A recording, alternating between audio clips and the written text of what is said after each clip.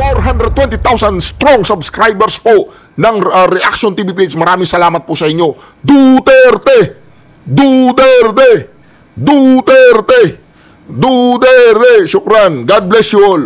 Ako po, ang galing nila. Nahuli ang mga luxury car. Pagkatapos ng impeachment, nahuli ang mga luxury car. Major Joel Pinawin, Intelligence Group, Customs, Intelligence and Investigation Service. Dalawang intelligence ang ginamit nila. Sayang ang salitang intelligence. Oy, Major Joel Pinawin. Wala silang may pagkitang papel, hindi nyo pwedeng i-detain. Tawagan mo yung immigration. Kailangan hindi makawala ang mga yan. Tatawagan ko yung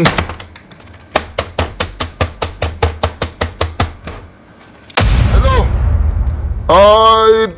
I want to talk to Chong in China.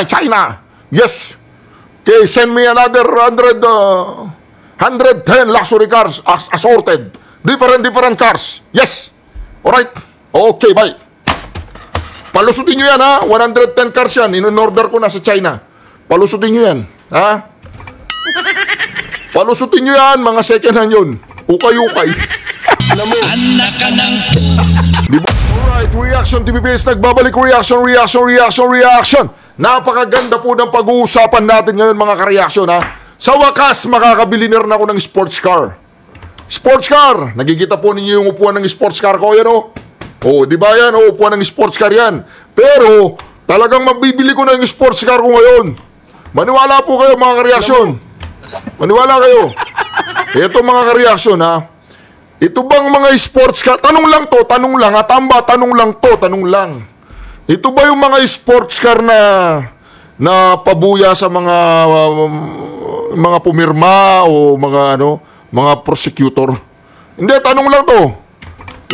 Ito ba yung mga regalo sa mga prosecutor sa impeachment? Hindi, nagtatanong lang ako. Sila kaya yung makakabili ng mga yan? Sila kaya yung makakabili?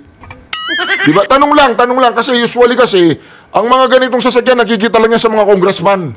Yung mga ganyang klaseng sasakyan. Oh, diba? Ito ba yung mga sasakyan na naka-ready para sa mga, alam nyo na, diba? Yung tinatawag ni Jaime Marcos na 1 trillion pesos para sa impeachment.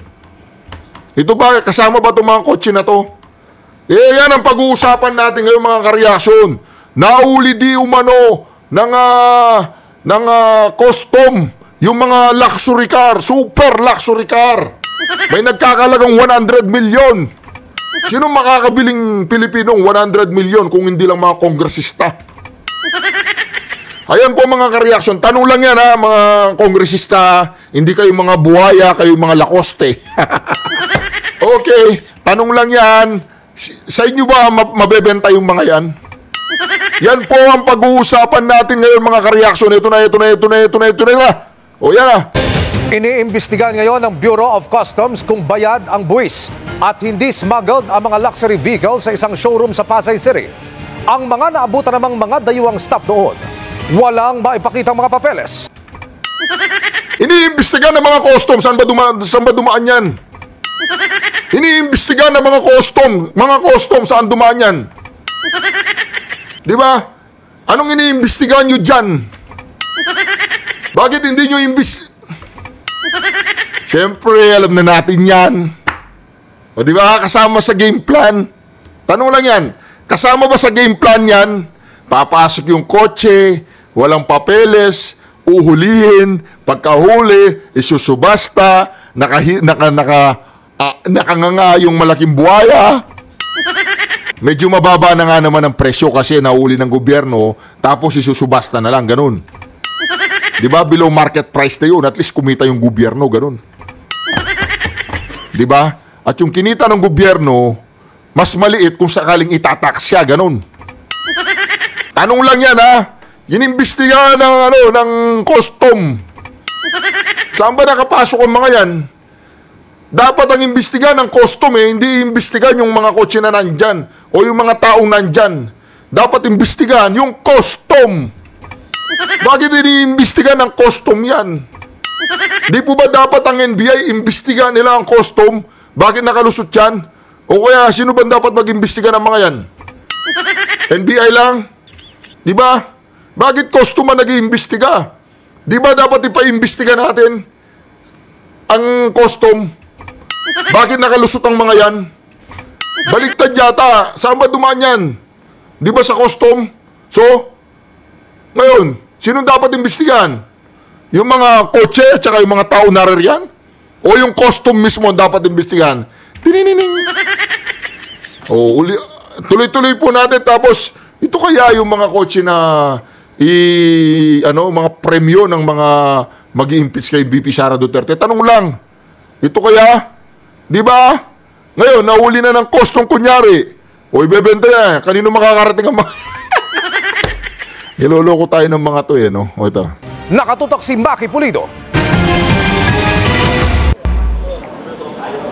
Rolls-Royce Phantom. Oras ng pagpapapogi ng mga custom dito. Oras po ng pagpapapogi ng mga custom. Magpapapogi na yung mga custom. Malaki yata yan.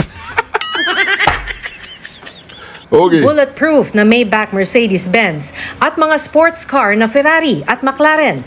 Kabilang yan sa nasa 35 luxury vehicles na 35! Ilan ba yung mga prosecutor?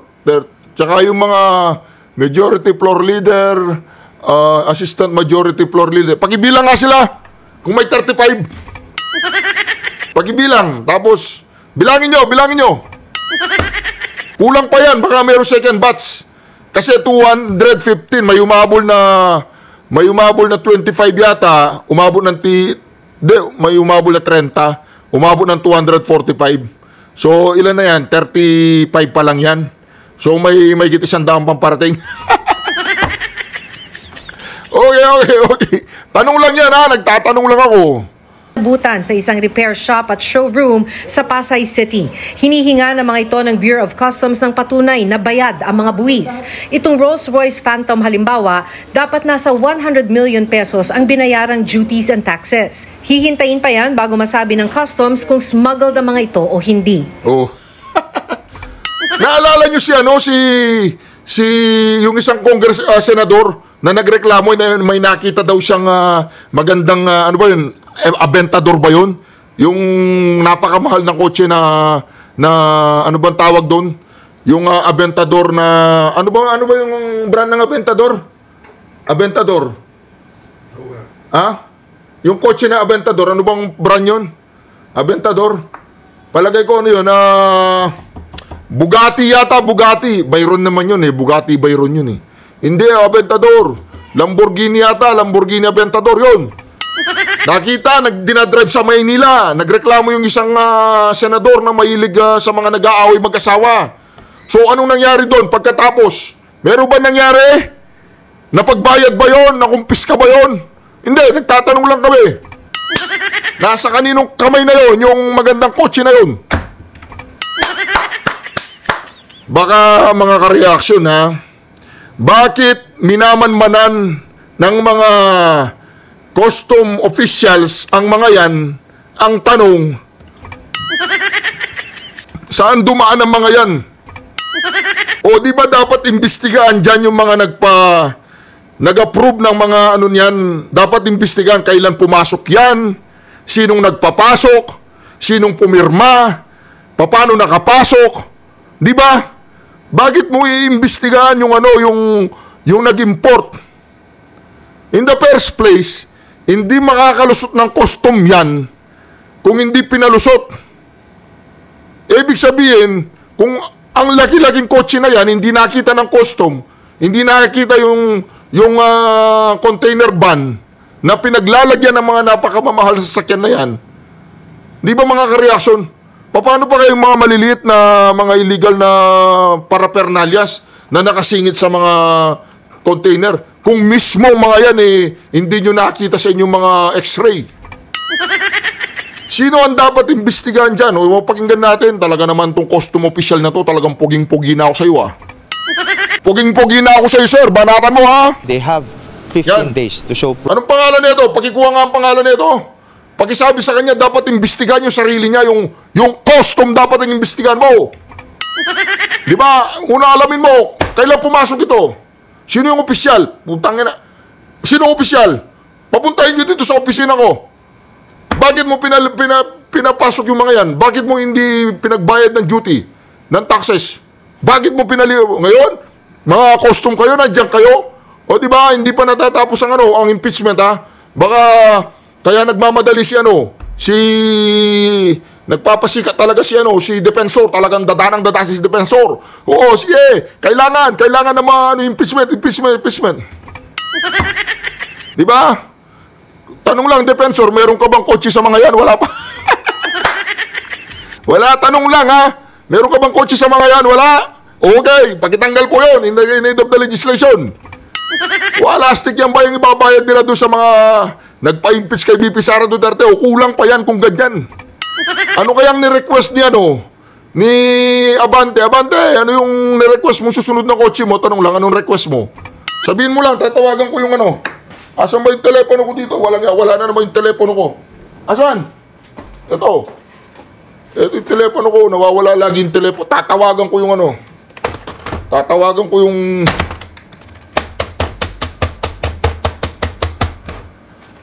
Hello? I want to talk to Chong in China. Yes. Okay, send me another 110 luxury cars assorted. Different cars. Yes. Alright. Okay, bye.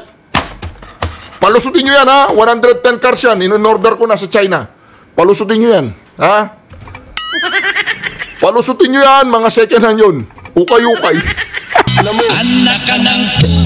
Di po ba mga kareaksyon? Kaya dito, itong si Sir na chubby na yan, hindi ba ninyo alam nakapasok yan? Sinong dapat pulbusin dyan? Yung mga nag-import o kayo? In the first place, bakit nakapasok yan? Anong klaseng costume kayo? O di ba, subasta na yan? Kailan kaya subasta nito mga kareaksyon? Hindi naman. Talagang kasama sa yan? Kasama sa plano yan. Sir, kasama pa sa plano yan? Pasok, huli, subasta, mura. Kasama ba? Tanong lang. Proof of payment of duties and taxes. Inaalam pa rin kung kanino mga ito, sino ang nagbebenta at paano sila naipasok ng bansa. Pinuntahan lang ng BOC ang repair shop at showroom para tignan kung bayad ba ang buwis ng mga sasakyan matapos ma-monitor ang bentahan ng mga luxury vehicle sa social media. 3 office staff ang inabutan doon, 2 Chinese na lalaki at 1 babaeng Vietnamese. Hinahanapan namin kahapon ng documentation, wala namang ma-present na mga visa or wala silang dalang papel eh. Hindi ko naman sila pwedeng i-hold. Hindi naman ako immigration, ma'am. Suspetsya ng Customs Intelligence Group, may kinalaman ito sa Pogo. So, Pogo na naman! Sir, hindi mo sila pwedeng i-hold. Kahit kriminal sila, hindi pwedeng i-hold. Hindi mo sila pwedeng i-hold. Hindi mo pwedeng tawagan yung immigration. Hindi mo pwedeng tawagan yung NBI o tawagan mo yung mga pulis dyan. Hindi mo sila pwedeng i-hold. Ngayon, inaalam pa kung kanino. Hindi nyo alam. Ang tanong dyan, kailan natin isusubasta? Gusto ko malaman. Kanino kaya ang Rolls Royce na to? Kanino kaya yan? Patawagan ko nga si Saldico. Hindi, si Kimbo. Tawagan natin si Kimbo. Wag na. Sino man tawagan dito? Ay, si Abante. Tawagan natin si Abante. Wala stick. 100 million. Isang kotse. Tax lang yun. Mantagin mo yan. Sino makakabili niyan? Sino si Raulong bibili dyan? 100 million. Di pa nga ako nakakahawak ng ganong kalaking pera. 100 million. Di po ba mga kareaksyon? 100 million talaga, duty pa lang sa isang kotse. Tapos nakalusot sa inyo. Ba, gano'n, ang galing ang galing. Dahil nag-aalisan na yung mga Pogo, dinidispose na nila yung mga cars nila. Sino nagsabi sa'yo? Sino nagsabi sa'yo nag-aalisan yung mga Pogo? Nag-aalisan daw yung mga Pogo, dinidispose nila yung mga cars nila. So, nung hindi sila nag-aalis, nung nag-ooperate ang Pogo, hindi nyo natunton na may mga illegal na mga sasakyan na nakapasok. Hahanapin ninyo yung mga taong may-ari na sasakyan? Tapos silang kakasuhan ninyo? O dapat kasuhan yung mga nagpalusot ng mga sasakyan na yan? Di po ba mga kareaksyon? Tapos wala silang mahuli. Tapos yung balita na yan, mawawala na lang yan, maglalaho na. Wala nang balita after that. Di ba dapat yung mga sasakyan na yan, katulad ni Duterte, no, wawasakin. Huwag nang ibebenta, wasakin na lang yan para magkaroon ng lesson plan. Di ba? Durugin. Tawagin ng mga mamamayang Pilipino, may daladalang martilyo, isa-isa sa kanila, pupukpuk dyan, sisirain yan. Ha? Para maramdaman nila yung sakit. Pero hindi. Siyempre, sayang naman sasabihin ng Bureau of Customs, sayang naman yan. Pwedeng gamitin yung pera ng gobyerno. Isubasta na lang. O, ibenta niya, 1.2 million, yun 2 million, yun 3 million. Okay. Ilan yung bibili? Isa lang. Di po ba mga kareaksyon? O, dumating na. Yung mga sasakyan ninyo, dumating na ha. Sino man kayo mga kongresista na nag-i-interest ngayon na bumili, isusubasta yan. O, alam na ninyo sa inyo yan. Di po ba mga kareaksyon? Ano ba talagang dapat gawin sa gobyerno nating ito? Di ba? Ang swerte naman ng mga kongresistang mapapasa kamay ang mga... Hindi. Yung isang senador, may nakitang luxurious car. Nagngangawa siya sa social media. Tapos natuntun nila yung coaching yun. Ngayon, nasaan na yung coaching yun? Ngayon, nagpapapogi yung Bureau of Customs na in the first place, na dapat sila ang imbestigahan. In the first place, tama ba yun? Tama, nagtatanong lang ako. Tama ba na dapat ang Bureau of Customs ang dapat imbestigahan? Sino ang nagpapasok sa mga yan? Kailan nakapasok ang mga yan? Paano nakapasok ang mga yan? Wag na yung nag-import. Sino ang nagpapasok? Tapos yung nagpapasok, yun ang kausapin natin. Magtatapat siya kung sino yung importer. Di ba napakaswerte naman ng mga kongresista? Ang gaganda ng mga sasakyan ninyo, Brad. Ibang klase kayo, ibang klase. Ang galing no? Hinuli ng Bureau of Customs. Inaalam. O, di ba? Ito. Pakinggan natin, ha? Isang babaeng Vietnamese. O, dalawa. Hinahanapan na O, yan, ha? Sige, sir. Mag-explain ka, sir, ha? Mag-explain ka, sir. namin kahapon ng documentation, wala namang ma-present na mga visa or wala silang dalang papel eh. Hindi ko naman present na... Ayan. Intelligence Group Custom Intelligence and Investigation Service. Utang na. Intelligence na, Group Custom Intelligence pa. Tapos, an Investigation Service, dalawang intelligence yan. Basahin po niyo, Major Joel Pinawin, Intelligence Group Customs Intelligence and Investigation Service. Dalawang intelligence ang ginamit nila. Sayang ang salitang intelligence. Oy, Major Joel Pinawin.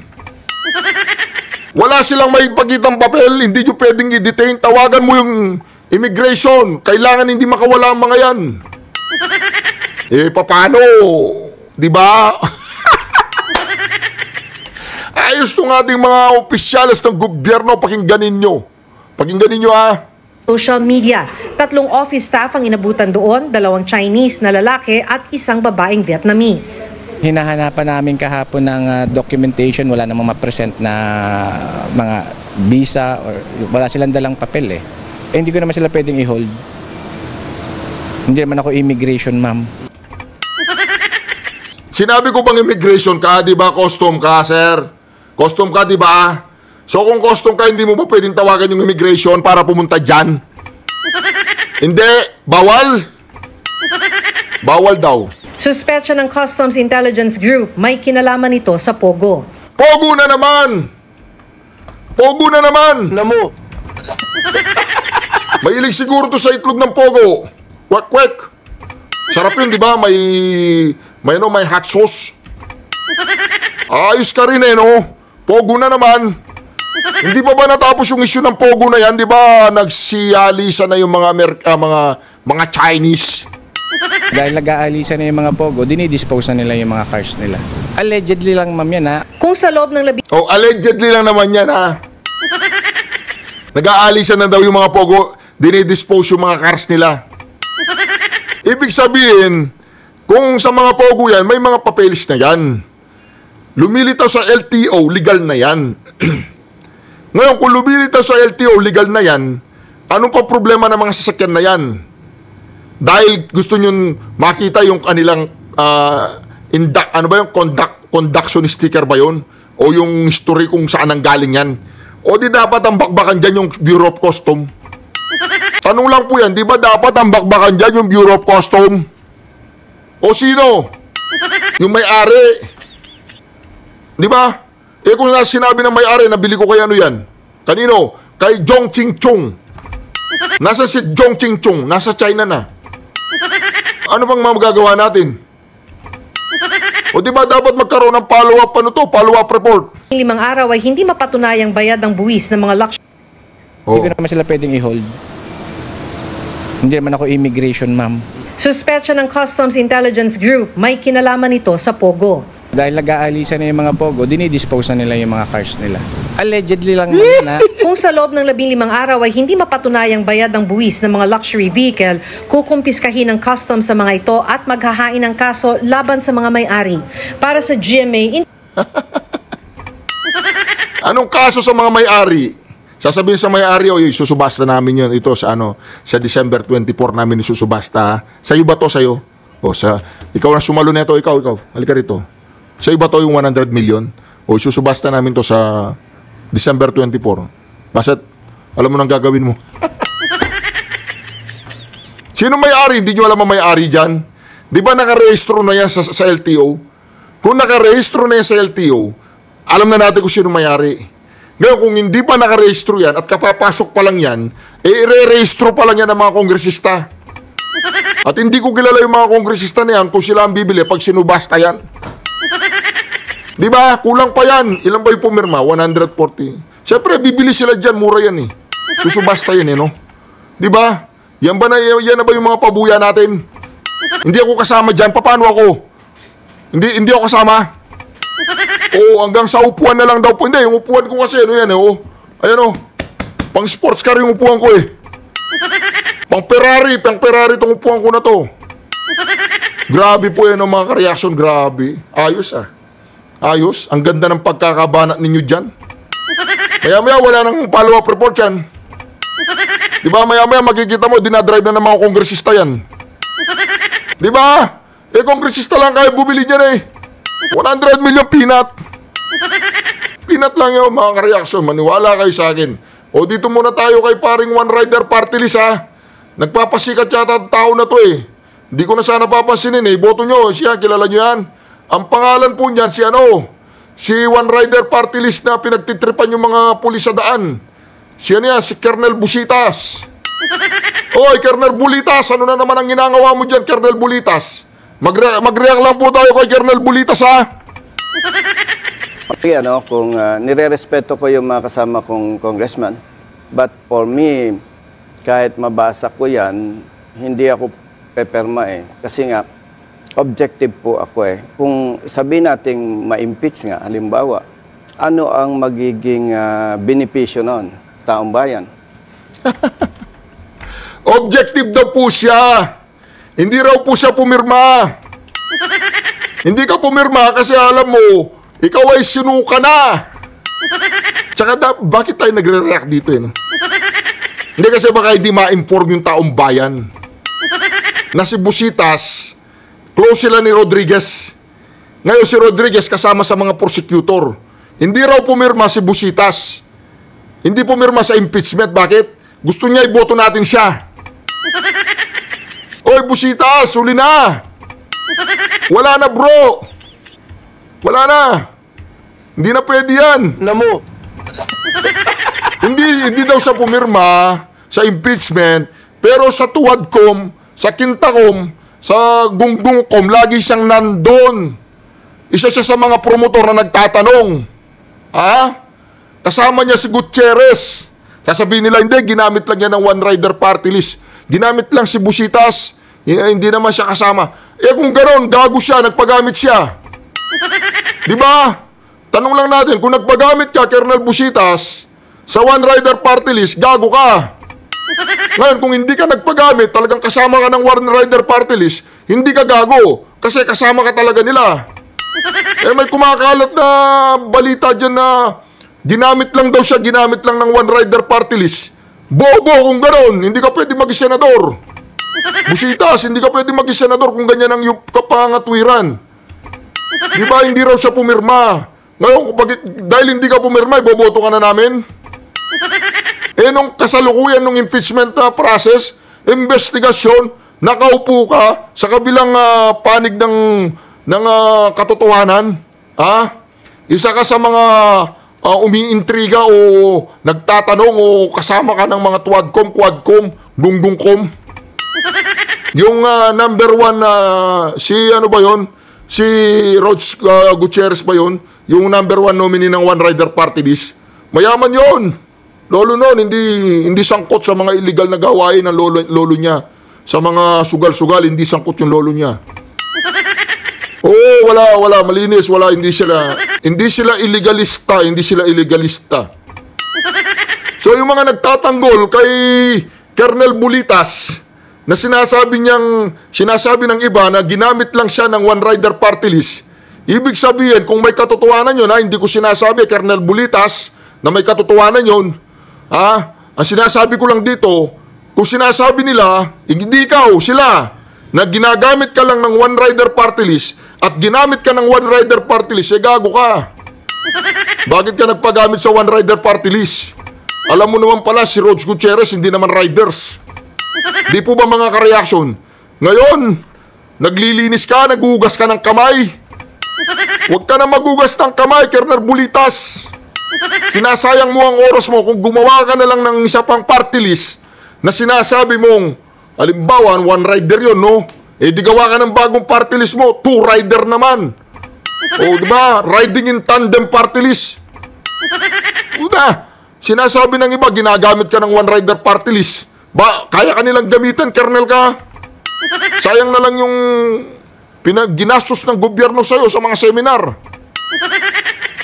Dapat, mas tingnan natin yung mas malalim na problema. Kasi po, kung totoo, kung guilty siya, hindi mo pa rin siya i-impeach. Nagmamagaling ka na naman, Colonel Bulitas, pakinggan ninyo, kung nire-respeto ko yung mga kasama kong congressman, but for me, kahit mabasa ko yan, hindi ako peperma Kasi nga, objective po ako Kung sabihin natin ma-impeach nga, halimbawa, ano ang Hindi, umarap ka sa akin. Saan ka nakaharap? Humarap ka sa akin. Sinong kausap mo? Saan ka nakaharap Yan, ganyan. Hindi. Umarap ka sa akin. Yan, tama yan. Pisyo nun. Tama yan. Harapan tayo. Mas tingnan natin yung mas malalim na problema. Kasi sige. Nagkakaroon lang ng hati-hati, lalong gumugulo. Ibig sabihin, mas maraming problema na dapat bigyan ng atensyon. At kung sinasabi na may maling paggamit ng pondo, ang tanong, kung meron nga, yung bang Office of the President lang? Yung bang ibang mga agency? Iba na yung tono niya. Yung Office of the President, the Vice President. Bulitas, Vice President. Yung Office of the Vice President lang?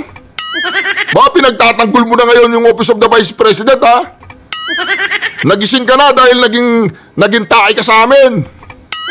Naging napakapabantot mo sa amin. Ganon, Congressman Bulitas. Naging stinky congressman ka sa amin. Wala na, huli na lahat. Wala bang ganon? Wala. Ang pinopoint out ko dyan, Ma'am Karen, is dapat tingnan natin yung malaking problema.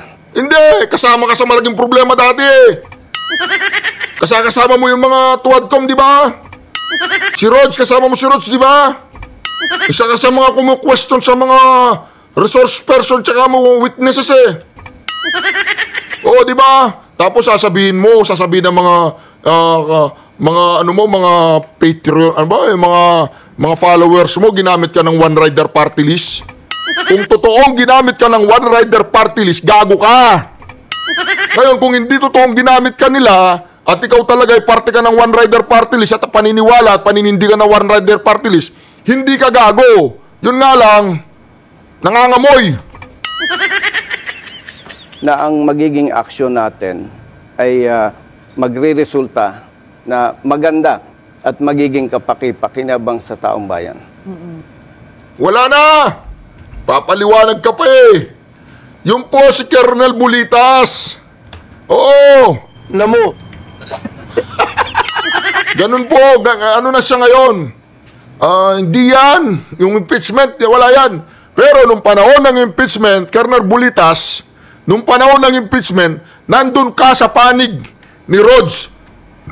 Isa ka sa mga nagtatanong, nagsisiga-sigahan, isa ka sa mga naggagaling-galingan, nakasama mo yung mga quadcom na yan, isa ka sa mga nagpapasikat, ngayon, kumakambyo ka pa kaliwa. Oy, Colonel Bulitas, wala na, no chance ka na sa amin. With all due respect, sa mga followers ni Colonel Bulitas, iboto nyo kung gusto nyo iboto. Namo. Iboto nyo kung gusto nyo iboto yung tao na yan. Pero X na yan. X. Marcoleta, Vic Rodriguez, PDP Laban, Kibuloy, Hinlo, Bondok, Bato de la Rosa. Sino pa ba? Si Bongo. Nabanggit ko na ba si Bongo? Hinlo. Yung isa pa. Si attorney yung magaling na wala sa isip ko. Next vlog na lang siya, next vlog. Inano ko siya binlag ko siya. Binlag ko. Siya yung unang binlag ko. Napakagaling na lawyer noon. Anong pangalan noon, mga ka-reaction? Nawala sa aking memoryado. PDP Laban. Sige, attorney. Sandali lang Huwag kang magalit sa akin, attorney Eto na. Huwag kang magalit sa akin, attorney. Ayan, sasabihin ko lahat ng pangalan ng ating mga kandidato. Yun lang ang nakalimutan kong pangalan kasi nakukumpisa ako kay attorney Hinlo. Tsaka kay attorney, yung isang attorney, yung magaling.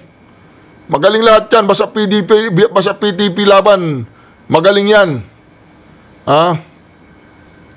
Ayan, ito. Ito yung magagaling, Former Presidential Advisor for Northern Luzon, Raul Lambino. Actor Philip Salvador. Kibuloy. Dante Marcoleta. Ronald de la Rosa. Bongo. Vic Rodriguez. Jimmy Bondok, JB Hinlo, sila po mga ka-reaction. Huwag po natin silang pababayaan na makatakas. Sosolido po natin yan. Isosolid po natin sila. Solid na solid kailangan. Si Raul Lambino, ay napakagaling po niya si Raul Lambino. Sir, pasensya ka na kasi napag-ano ko ni Ungab hindi naman si Ungab, si Raul Lambino. Anyway mga ka-reaction, magkakakotse na ako. Padala nyo ako isa Kahit yung kahit yung Maybach lang, yung Maybach pwede na sa akin yun. Hindi, parang magmumukha naman ako mayaman dun no? Yung na lang, yung SUV. Yung nagkakalaga ng yung Rolls Royce na SUV. Oo, yung pag namamalengke ako, lalagyan ko ng bayong-bayong na kamatis yun. Tapos pag mangingitlog na yung manok ko, doon, pwede na yon. Hindi na maselan yung manok ko Anyway, mga ka-reaction, maraming salamat muli sa pagsama ninyo sa ating napakaganda reaction video. Kayo po mga 420,000 strong subscribers po ng Reaction TV page. Maraming salamat po sa inyo. Duterte!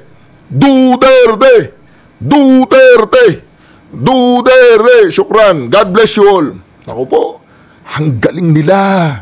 Nahuli ang mga luxury car. Pagkatapos ng impeachment, nahuli ang mga luxury car.